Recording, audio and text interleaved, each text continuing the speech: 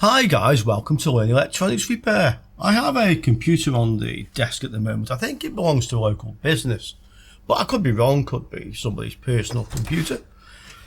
Of course, it's a PC by definition, but apparently this keeps switching off. That's the description of the problem. That could be, well, it could actually mean a lot of things, because when somebody says keep switching off, does it actually power down? Does it restart? Does it actually turn off, as they say? So let's have a look first, I think, to see if we can determine what the customer actually means by this.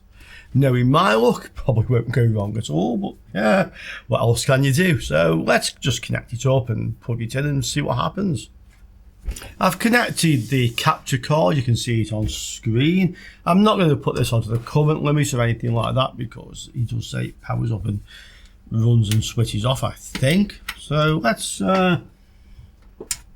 switch it on. Let's see what it does. Well,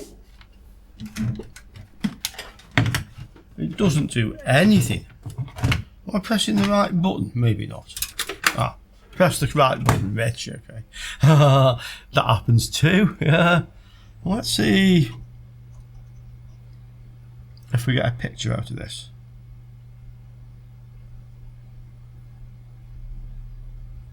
Well, nothing so far, but I have seen on occasion where they don't seem to like working with a capture card for whatever reason.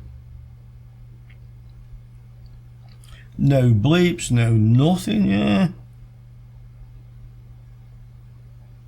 Okay, so this appears to be kind of dead. Well, not dead, I mean the fan's running, it's powering up. Let me hold the button in. See if it'll shut down. Yeah, it'll shut down from the holding the power button in. Well, I think it did actually. No, it's made a click. Yeah, you hear something go click. I've let go of the button. That might be the hard drive going click, actually. I can't think of anything else that would go click. Is there a speaker on here? No. What I'm going to do, guys, I'll connect the post analyzer card. This also has onboard video as well, so we can try it without the graphics card. But let's connect the analyzer card first. That's going to be a bit difficult to see in there, actually, for you guys. I don't know how we're actually going to do this. Is there any way we can do it? Well, if I switch it upside down, and let's rearrange things a little bit. Well, if I hold this like this, I think you can actually see. So let's try and start it.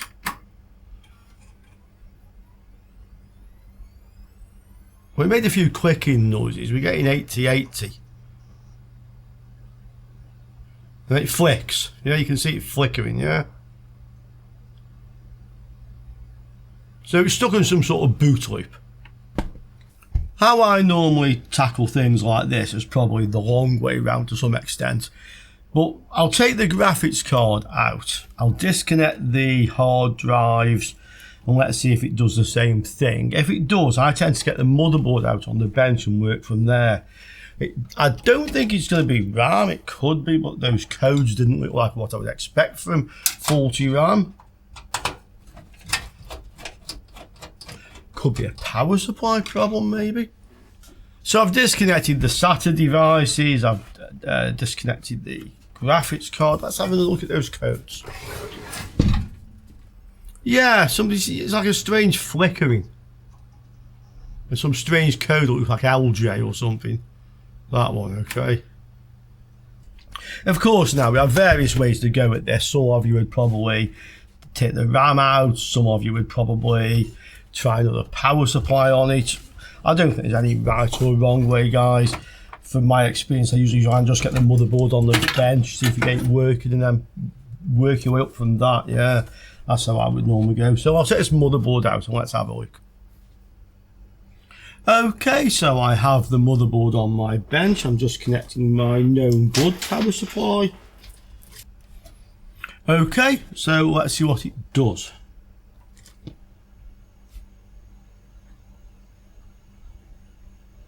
Well, it looks like it's No, it's stuck in some sort of boot loop. Can you see that?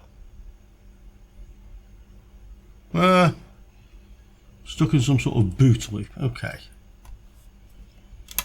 I mean, the advantage of doing it this way, by the way, if this had worked now, then we know without doubt that we have that much working, in which case it's going to be something else that we don't have in this setup. So the original power supply, something due to one of the USB cables plugged in, maybe faulty USB connector on the other end or something like that.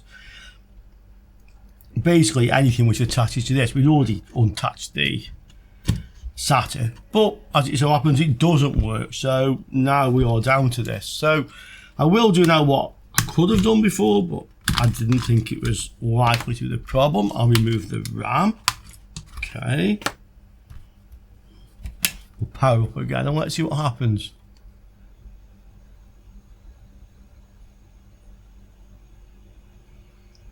Well, it's actually behaving a little bit differently now. You're not getting that flicking, but it is stuck. I mean, that could be a RAM fault, but I have a speaker attached. Oh, and now it bleeps. I think I had a bad connection on the speaker. Okay, that will fool you sometimes. Okay, definitely a bad connection on the speaker. Yeah, that must be the pins here. Just try and effectively just spread it out so I'll just get a slightly better connection if I can. Okay, try again. Would be handy if that at least works reliably, yeah?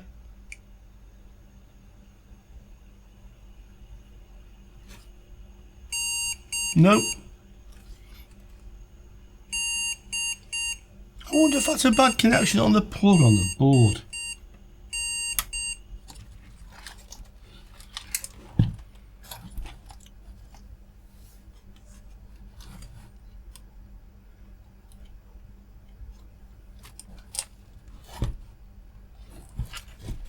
Well, no, I mean, that's here, okay, there. And the solder's fine, it's not. Or is it? You don't think I might just have a dry joint on that one. Not easy to see, but let's just solder that.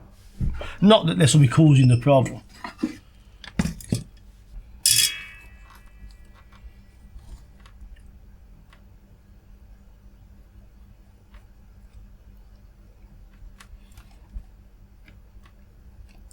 Only the two end ones actually connect to anything. Now, if you actually soldered the wrong connector there, never mind. Okay, just be sure and do the right one. Yeah, this is the speaker here. So only the end two actually are connecting. Okay, try that again. Let's go.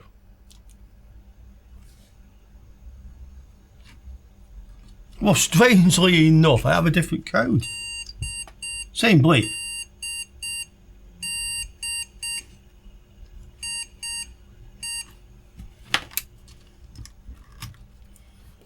Maybe my speaker's got a bit of a bad connection. Seems to fit tightly enough. I mean, I can lift the board up by it almost. Yeah. Okay, well the bleeper works now. But a different code. Try it in the other slot. Sometimes these post analyzers only work well in one slot. Okay, in this case it gives the same code. Why is that changed?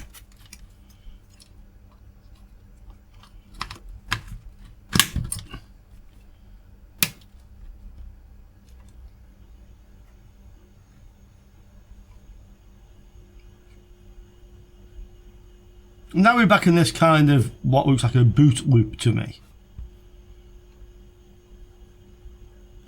Put one slot. Put the RAM in the other slot. Okay.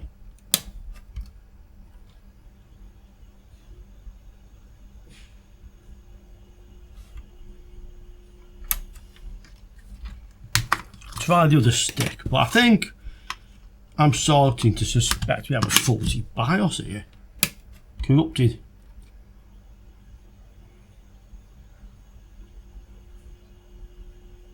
Yeah. Other possibility is we have a problem with the north bridge.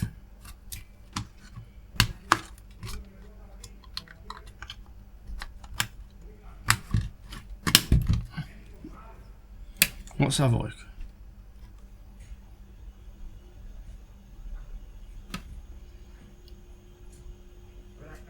Same. Okay, so do we have a problem with the north bridge? Well, that would be the case basically if the memory controller is in here. So if this is effectively sitting between the CPU and the RAM. The easiest way to test that is just to have a look to see where all the tracks go.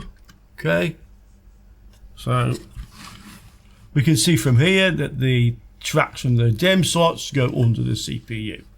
Okay, this is obviously controlling the PCIe. You can see that for certain. It's just follow them, yeah, just follow them out to see where they go. Okay, looks like the PCI slots probably go to this one. A little bit hard to tell, but I'm not too worried about that because they seem to be working anyway. So I don't think it's quite so likely that this is the problem. It could be, of course, you know, there's a lot of supposition with repair work and fault diagnosis, but at the moment we seem to have a direct connection from the RAM to the CPU. If I take the RAM out altogether and we start it,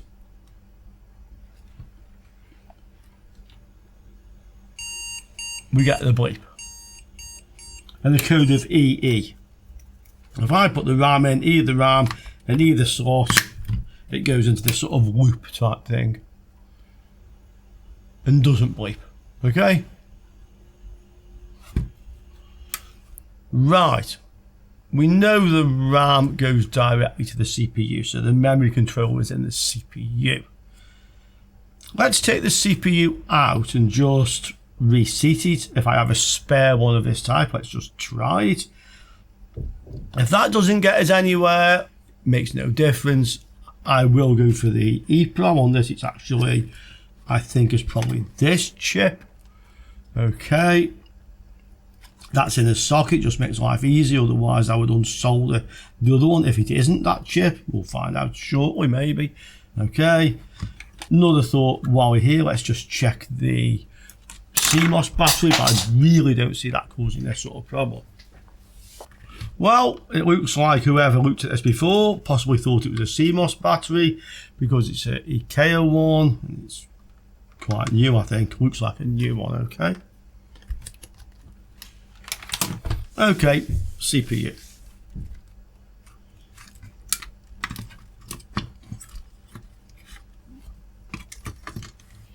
Well, a lot of dust and dirt in here, so we may as well get rid of that first.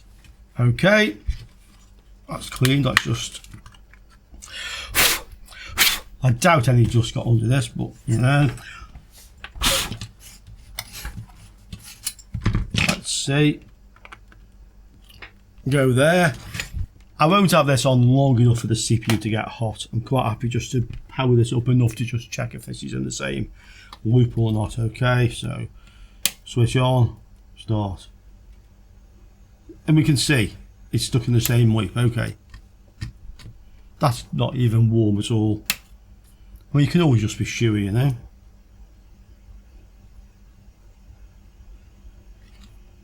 It does warm up a little bit, so that's a good sign, yeah. But I think the fact it's actually operating BIOS code tells you the CPU is actually running. Okay, so next thing I think is going to be the BIOS chip. No, I tell a lie. Next thing, let's just see if we've got another CPU. I mean, these things don't fail very often, but you never know, I might have one. It's never the CPU until it's the CPU. So ADX2500 Athlon 2. Let me see if I can find something like this. Well, unfortunately, I don't have any Athlon 2 processors or anything else that's compatible with this motherboard. So that's a bit of a blind alley, guys. We can't go down that one at the moment, unfortunately. So really the thing we should do now is go in the directions we can. So we'll check if this is the BIOS chip. If it is, that's going to be easy to reprogram. So that is definitely going to be the next thing we will do. So is this the BIOS chip? Well, it seems most likely. Let's look at the part number of it. Yeah, 25F80. So anything that starts sort of 24, 25, 26 in these sort of chips, followed by a letter, sometimes a Q, F in this case, is going to be a BIOS chip, okay? So EN25F80. Let's see if we can find a BIOS file and program this. The best place to find a BIOS file is going to be on the manufacturer's website. But if I Google for the motherboard model number plus BIOS, I should be able to find a link probably to ASUS anyway. So let's just go from here. This is a BLT motherboard, bacon, lettuce, and tomato. Yeah, that's what it is. BIOS. Okay. Yeah, so that takes us to ASUS, which is exactly where I wanted it to take us.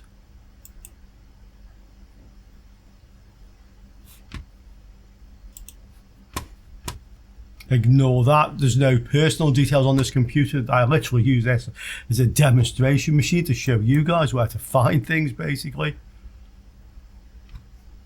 Okay. Yeah, give us your cookies. I like cookies. Chocolate chip especially, yeah. I mean, who doesn't? So let's see. BIOS. See all downloads. Is the later version, is that the one? I mean, this is from 2012. Obviously, this is quite an old machine. Now, you might wonder why people want these things fixing. Well, if this belongs to a business, then they just want their machine working exactly as it's working before. They're not bothered about performance and upgrading. If it did the job before it broke, it'll do the job just as well after it's been fixed. Yeah, that's why. And it makes sense. It was cheaper, you would expect. In fact, I'm sure it would be cheaper just to fix this thing. Let's have a look. So this seems to be the most recent BIOS. Download it. And we have it. If this file is an even number of bytes, if you like, then this is actually a BIOS file, a bin file. Now, what we have here, you can see, is an actual fact a zip. So we need to extract it. And what's inside it? Well, there's a ROM file. Yeah, you can see size 1024. That's what I mean by an even size. This is a 1 kilobyte file. So that will be definitely the BIOS file we need. Sometimes there are more than one file in here. Some of them are for the auto flash utility, but you need the motherboard to boot to be able to use that. So this is actually what we need. Occasionally you have to actually edit the file to get the binary out of it. I've done it before, and if we get a case we need to again, yeah, I'll show you guys how to do that.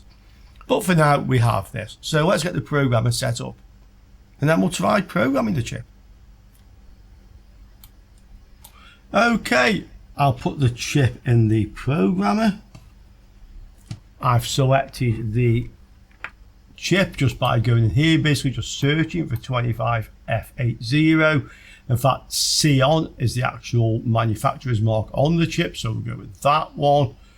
You can see there's a few options, small outline package. I suspect they all actually work. One-time programmable version. Hope we don't have that, but then why would we? Because you need to be able to update the BIOS. Okay. And what I would do then is read the contents first. So hit read and read. It's recognized the identifier, this 3-byte string here, okay? It knows it's the right chip. And it's ready. Read successful, cancel. So I can now save that file onto my hard drive as the original version. I'll put it, don't really need it anywhere particular. I'll just put it here. Original, that's the original version. Okay.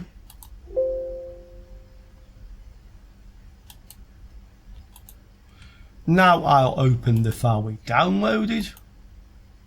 That one. Open. And I'm just going to say OK. Yeah, I'm just going to say OK. And I'm going to program the chip. Simple. Click on P to program and program. And it will erase the chip and program it. It won't take very long at all.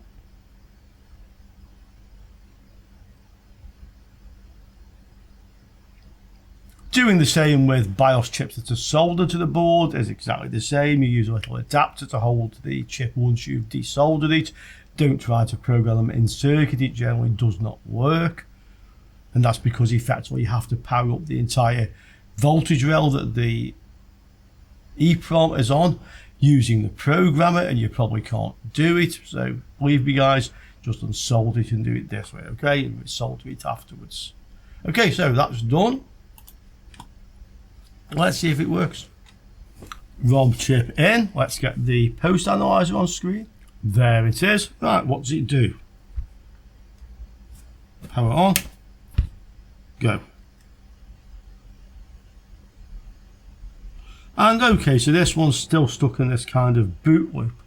Now, we have a CPU that we can't eliminate because we don't have another one. There are a couple of other things we can check for though first. We'll check to see if the vCore voltage is stable to the processor, okay? If it's not, we've got some sort of problem with the VRM. We can also check that the power to the RAM is stable. But the fact when I take the RAM out, it effectively just bleeps, makes me think they probably are stable. I'll just check that is still the case with the reprogrammed EEPROM. Yeah, exactly the same. So that makes me think probably that the power rails are stable, but let's see.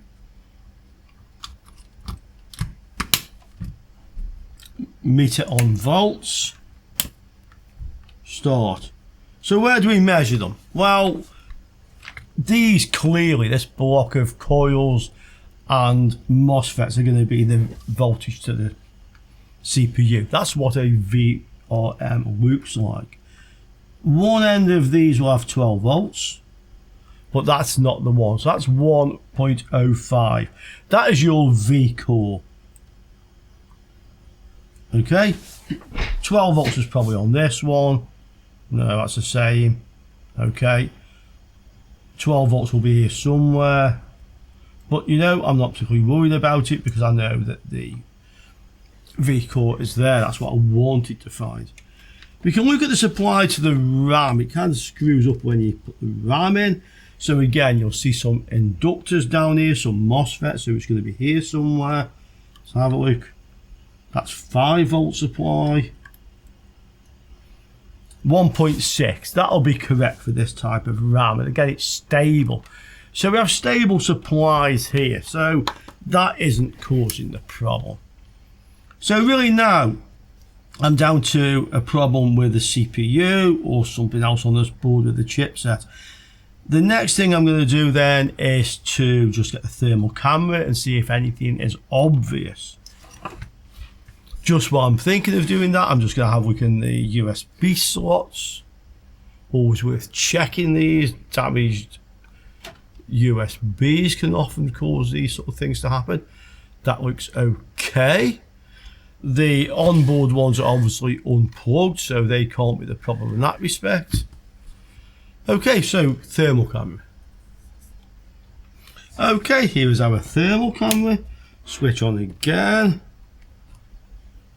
Let's have a look. I'm going to take the macro lens off this. I want a kind of like a wider view of it to see if anything obvious. Looks strange. I mean, this is the south bridge, if you like. This is the north bridge or PCH. It's not overly hot. You can see something behind getting a bit warm. Where is that?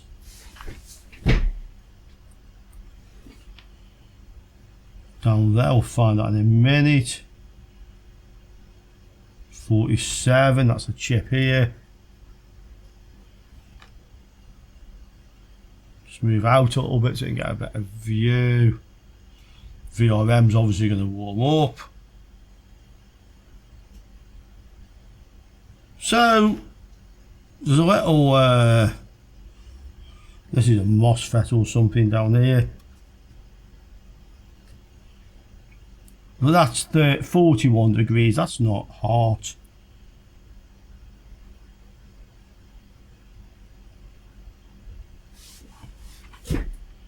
These are little transistors, I think. Let me have a look.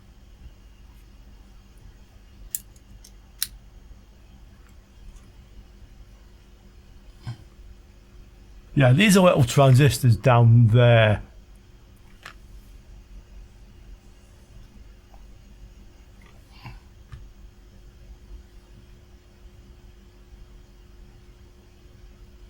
$53 degrees. Oh, that's this chip. So there's a chip here, it's about 53. That's the warmest thing on the board. Again, that's not overly hot. I'll just switch it off. Yeah, it just cools down nicely. Put it back on again.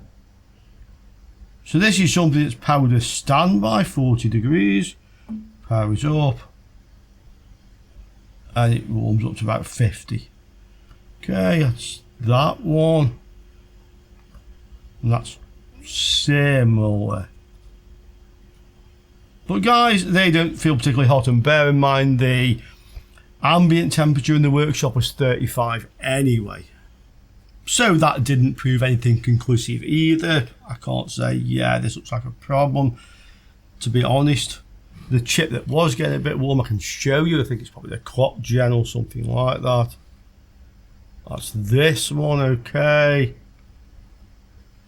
And this one behind also. That seems what it says, SPDIF, LAN, USB, maybe a USB controller, that one. Let's have a look. Hard to say often from these numbers, but that's what it is. But it wasn't overly hot. Nothing I would say that has a problem. Neither would I say this one has a problem. Is there anything obvious that I didn't check? Yeah, I think there is actually. I should have thought of this one before, but that's how it goes, you know. What I haven't done is tried other RAM in this. I mean, it'd be a bit strange to have two 40 RAM strips both doing the same thing, but you know. It's when you don't think about things like that, it really fools you. So 2 GB, I think this is DDR2. Let's just grab some memory, we'll soon find out when we try and put it in there. Okay, let's try. In fact, actually it was DDR3, guys, I got it wrong. Okay, no worries. Just try a strip of this. These are known good ones, so let's see what we do. Okay. Power on, start.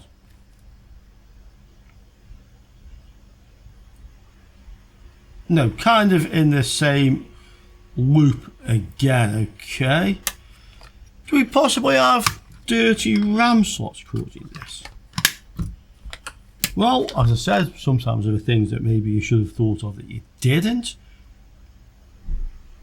And there you go, that's working. Okay, so this is it. You can go around the reeking sometimes. It's working in that slot. Okay. Let's go back to the first slot.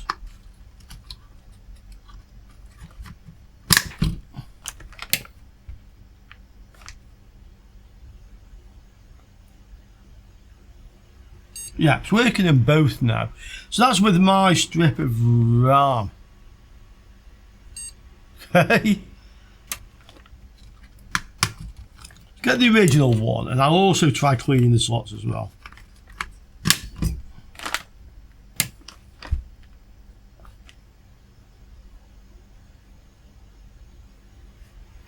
Dirty RAM slots. Yeah. We should have a picture coming out of this.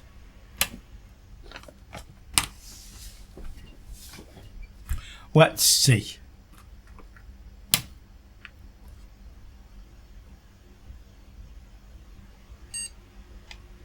Yep. There you go.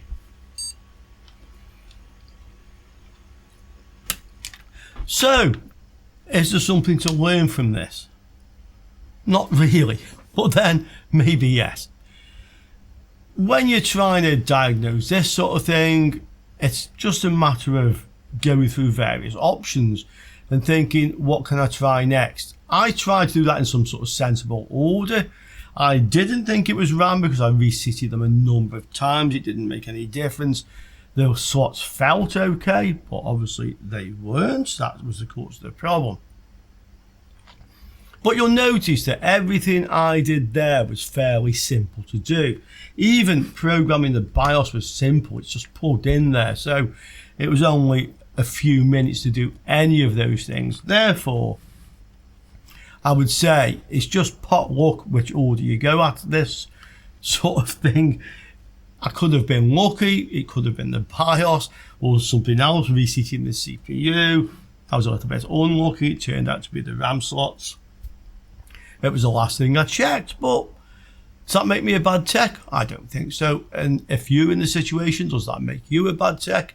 No, it doesn't make you a bad tech. It's just how the cookie crumbles sometimes, yeah?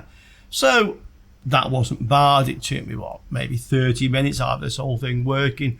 I'll make enough money out of this to get my 30 minutes of work paid for, yeah? And on to the next job.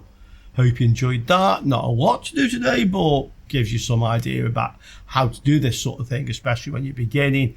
That's really how to work on repairing this. Like when I found I haven't got a CPU, do I stop because at this point I can't move forwards? No, I then start to eliminate the other possibilities. If after everything it wouldn't work, I would have come back to the CPU and then I would have had to get one from somewhere. So yeah, a bit of repair, not exactly philosophy, what's the word of it? I can't think of the word for it at the moment, but it was that.